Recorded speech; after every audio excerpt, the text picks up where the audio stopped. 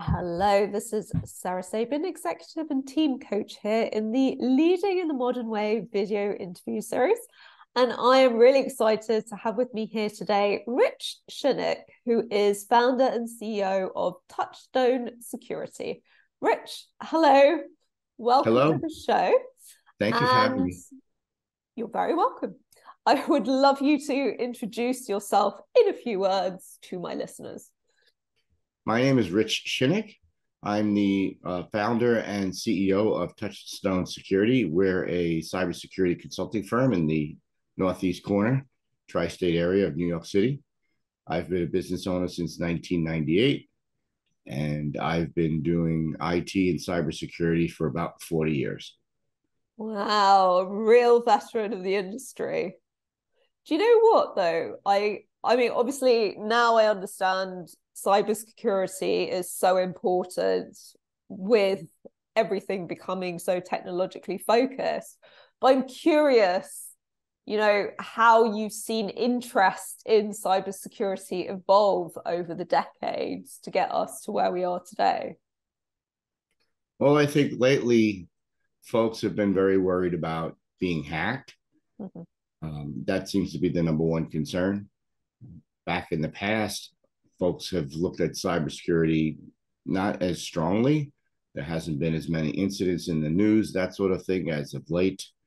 And the biggest risk seems to be this ransomware that goes around, where these threat actors from different state sponsored or nefarious groups overseas and even in the United States are looking to steal your privacy, looking to steal your data, and demanding that you pay them in Bitcoin. So before cryptocurrency, it was a little bit different.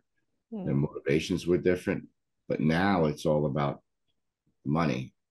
So it's become a lot more impactful if and when you do get hacked or what have you, has added to folks' paranoia, if you will, or stress levels and anxiety. And I think for the most part, it's very difficult to understand what you need to do. How much do you need to do? Are you doing it right? Can you trust the folks that are doing it for you? Can you afford it? So it's a big problem. Yes, I'm sure. And you know, again, it's hard to know exactly what you need to do, I would think, unless you had that kind of trusted advisor that could walk you through exactly what you need to do. I agree.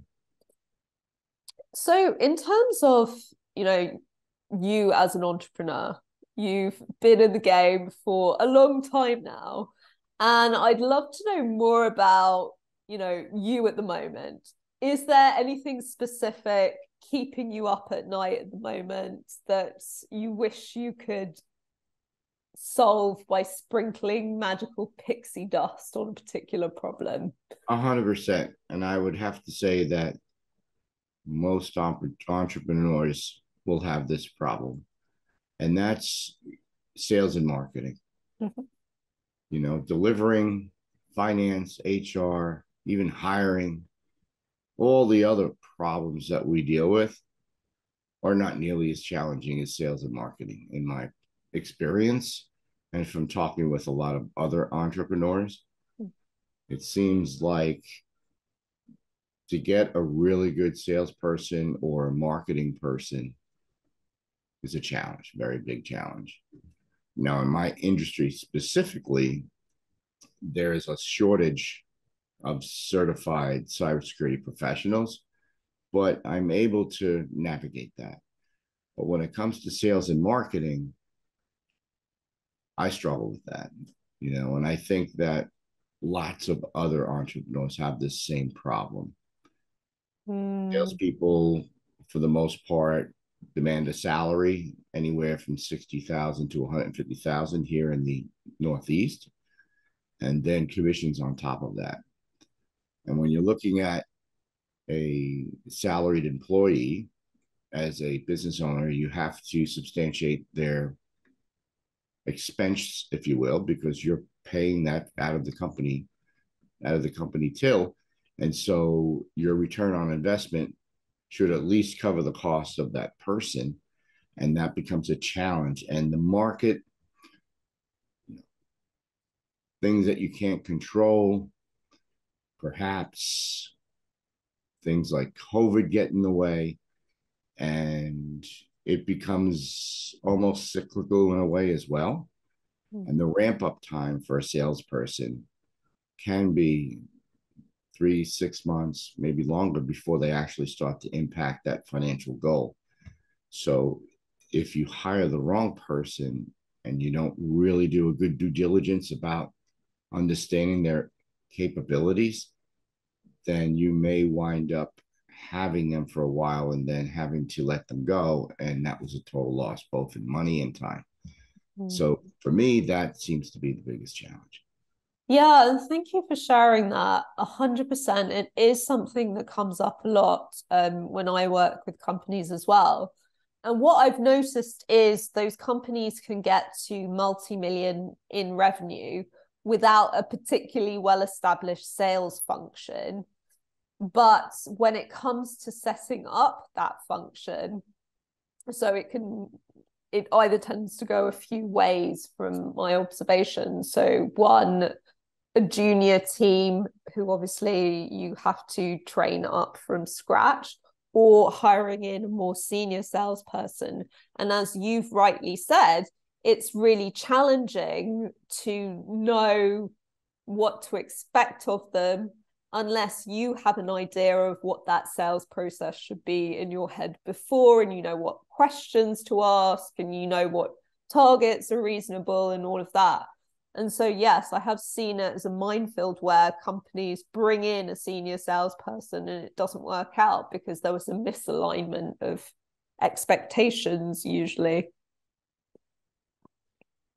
Yes, I agree with that. So having a structured sales process, understanding your value add, your differentiator, your hook, so to speak, requires some training of these sales folks that you bring in. The other part that you need to have for them, though, is some sort of pipeline. You need to be able to give them, I would say, probably 75 to 100 leads per week that they are following up on. They need a routine every day. They should be making an hour, 2 hours worth of phone calls, right? They should be researching the higher quality leads or prospects that they have. There are many things that they can be doing and preparing for the outreach. They should have some way of giving towards these folks so that they feel like this isn't just somebody asking me for something, right? Salespeople tend to want something. Folks don't tend to want to give something to strangers. So if there is a carrot on a stick, so to speak, whether that's thought leadership knowledge, a top 7 things to avoid, these sorts of things sometimes can have more traction. Also, if there's something different about that pitch, something they haven't heard before, something that intrigues them, the knowledge that you have about that person demonstrating that you do have a genuine interest and you're not a robot, sort of thing. So there's a number of tactics, if you will, strategies. But at the end of the day, I think if you as an entrepreneur do not supply a steady stream of these contacts, then you're really setting the salesperson up to fail, right? Because Yes. their job is to speak with people, to have that human connection, and to be able to articulate the value add and the hook and so on. They're not those folks that are building lists or building, pipeline. That is usually marketing and some inside folks that are trying to build that up to make that salesperson succeed. But I would say so lead generation is a separate thing from getting on the phone with people, and however you generate leads as a company, and there are various ways to do that. But what you want, as you say, is to have your salespeople on the phone, actually out there talking to people. And you, as the CEO, the business owner, needs to have oversight of what's going on there as well. Because, you know, when you don't, then we come back to the problem we talked about earlier. You don't really have that sort of predictability of what's going to happen going forward. Exactly. And that's where technology comes into play, right? To be able to have those KPIs and to be able to measure them and to have those results in a very timely way, not months later, Mm-hmm. is quite important. So it's a complex set of tasks and systems and processes that need to be in place that small companies typically don't have, or they're building on it and they're learning about it. And it takes a lot of effort and time and knowledge to get to that point where you have a smooth running Mm-hmm. sales and marketing engine. Yes, that's true. But it's worth taking the time to build the foundations. I mean, any foundations, because it enables you to build much quicker later on. Correct. And another area is relationships, referrals, right? I have found that in my industry as a small company, I get the most return from relationships, from introductions. And to foster that sort of aspect where you want referrals to refer you, you need to be top of mind. But you can't be looking at your salespeople as your referrals as prospects. They are more of folks who are prospecting for you. Mm-hmm. And so that message is different, right? That message needs to be, hey, here's a story that you'll enjoy, or did you hear about that? Or maybe it's not even related to the business, but that referral is interested in something. Maybe they golf, maybe they like wine, whatever it is. And so they enjoy hearing from you. And that puts you top of mind in their head. And so when they come across prospects, they're going to think of you, especially if your industry is unique, right? Mine's relatively unique. There aren't a lot of cyber professionals out there. So let's say you're in some other industry and you're talking with someone and they somehow the topic of cyber comes up. The fact that you've fostered and mentored this relationship with that referral puts you top of mind, and they may mention you. And then the conversation may steer in a different direction, more along the lines of, oh, you have a pain with that. I have someone who solves those sorts of pains. So in my industry, I found that referrals and my referral network is stronger than any other way to do sales and marketing. Mm. And I would agree with that. The traditional way of doing things is actually something that really works. Networking really works. Building up your relationships over time really works. Regular touch points with those people really works. And in my opinion, relationships don't go out of fashion. My challenge when I'm networking is trying to not sound like I'm asking for something, because I have this uncanny feeling that I'm asking somebody for something and it makes me feel guilty because I do not like to do that. Just in my personality, is something about it. So I have to really think about what I'm talking about and how I'm presenting it to my referral network so that they don't feel that, or at least that I don't feel like I'm asking them for something. I'm sure they wouldn't mind, but I have a personal problem with that. So that's something I struggle with. I think a lot of people do. And at the end of the day, the CEO of a business is also the salesperson for that business. And it's an interesting line for people to walk sometimes because um, a lot of us have this internal fear of coming across as a sort of car salesman type. And, you know, in my opinion, if you're thinking that, then you're probably not coming across as a car salesman because I don't think they they sit there thinking about these kind of things. I could be wrong. Who knows? Okay, so Rich, I'd love to talk some more about your views on leadership. How do you personally define strong leadership, and how do you see it impacting the growth of your company? Well, leadership is where everyone who works for the company is on the same page. They feel compelled to be at work. They have a mission that they're aware of. They understand the values of the company and they believe them, and they want to foster those values. They see long term.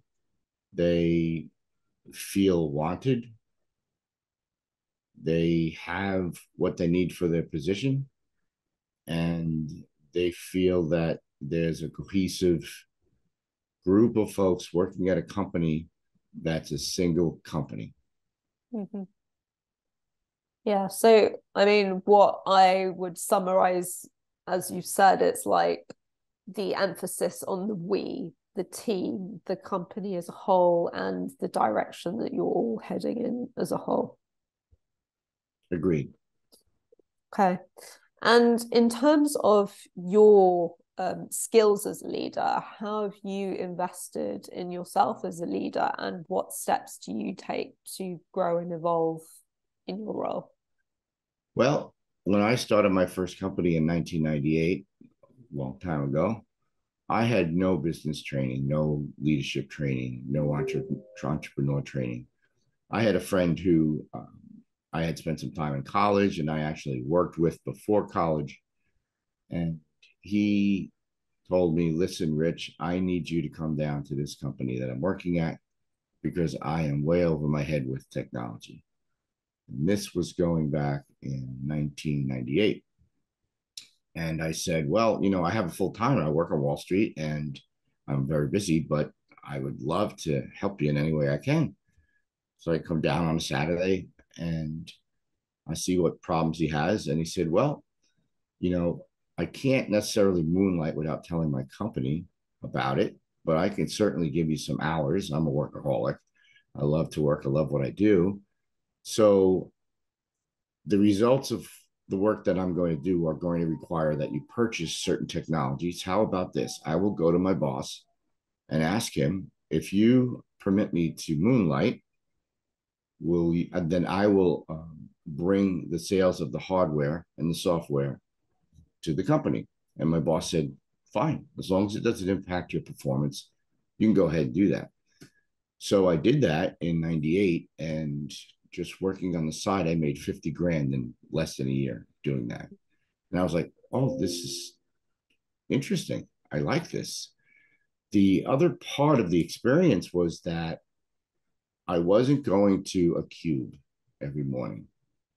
And that bothers me to have to go commute to an office and sit at a desk in an office setting, not in a home office setting, or not having to go to a lot of different places along the hours and weeks and months of my typical day was very, very appealing to me. That I know this sounds maybe a little strange, but maybe a feng shui moment. I'm not sure.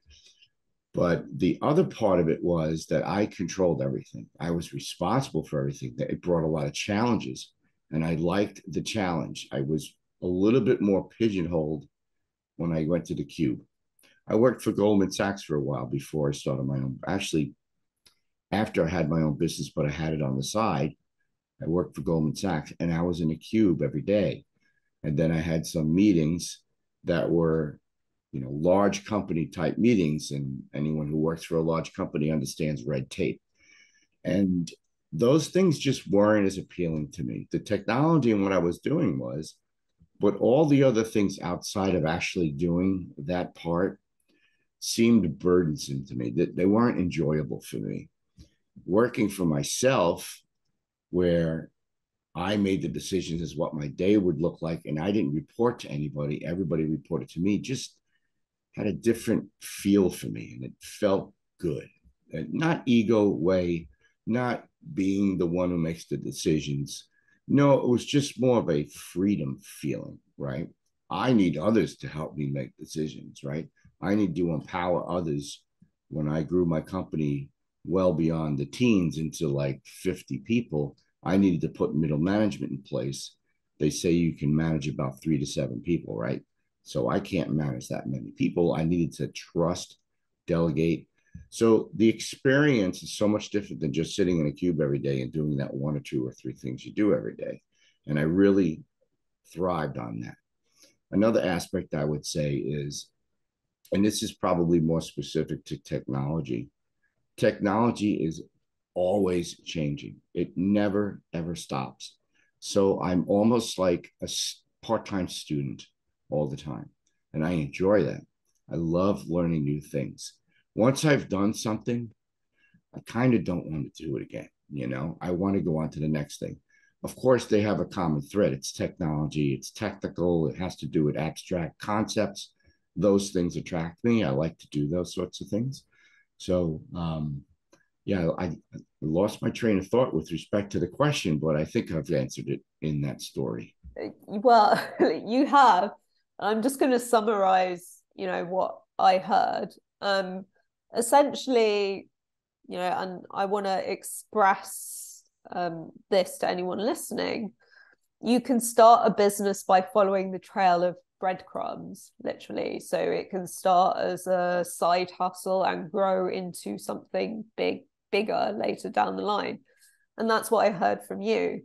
You started doing this one piece of work, you really liked it, and then you grew from there.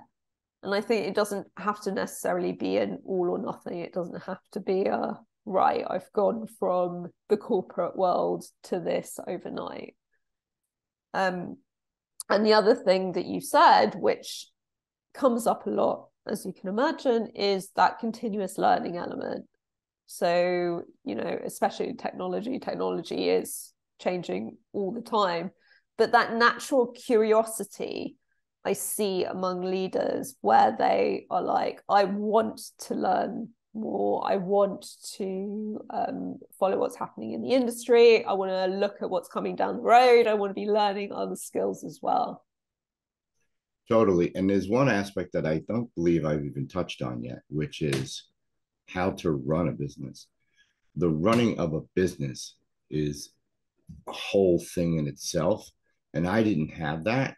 And I finally found a group, a networking group called Entrepreneurs Organization 17 years ago, 16 years ago, that without that group, I probably wouldn't be where I am now. And they gave me the knowledge of how to run a business, how to work on your business, not in your business. All those things that are not technology. I'm in cyber, right? But there is human resources, there is finance, there's the sales and marketing thing, which I still haven't really felt like I've dominated on. There is, are you going to have an office? Are you going to have a work from home? What do you do about all of that? There's the insurance parts of all of this, the legal part where you have contracts with clients, and you also have the legal part with employees, right? So and it just goes on. There's so many different areas, and no one is an expert in any of those areas. So how do you do enough? How do you even understand where to start? And that part is the part that if I were starting anew as an entrepreneur, I would want to align myself with some sort of networking group. One could call it a support group where you can get some of that knowledge. And this isn't like going to college and learning economics or something, right? This is real practical knowledge that I find colleges tend to not do as much. Yes, I agree. The power of being around a group of people that are on a similar journey to you so that you can learn from each other. Absolutely. Mm. Final question, Rich. If you could go back in time and give one piece of advice to your 20-year-old self, what would that be?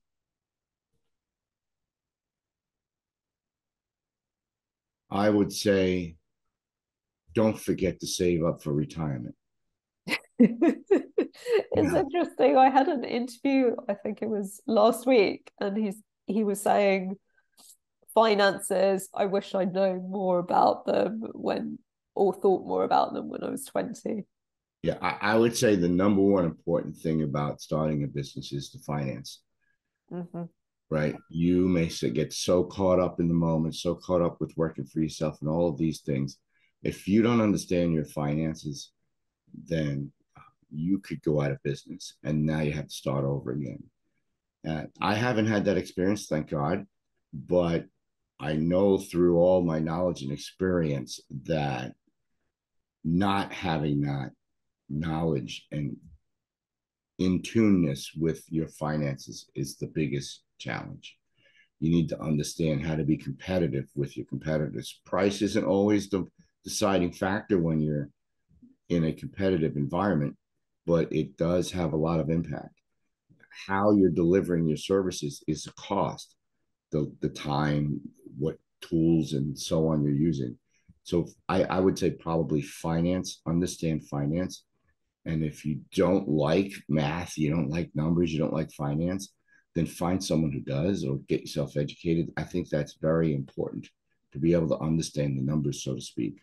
And the Yes. second thing would be as you grow, strive to work on your business, not in your business, which Mm-hmm. means be willing to delegate, be willing to have someone do the mundane things that you're doing so you can do the things that you have the most impact with. So if it's chatting with your referrals or writing a landing page for a website or going to a conference, whatever it might be, those are the more impactful tasks that you could be doing to grow the business. Get someone else to write the checks or go to the mail or these sorts of things. Hmm. Thank you, Rich. Wise words indeed. I'm gonna end with pay attention to your finances. It can make or break you for sure. Rich, thank you so much for this conversation today. I've really enjoyed it. Thank you, Sarah. Likewise. Appreciate it. And to my listeners, I hope you've enjoyed this conversation as well. If you would like to take part in the Leading in the Modern Way interview series, please do reach out to me. Bye for now.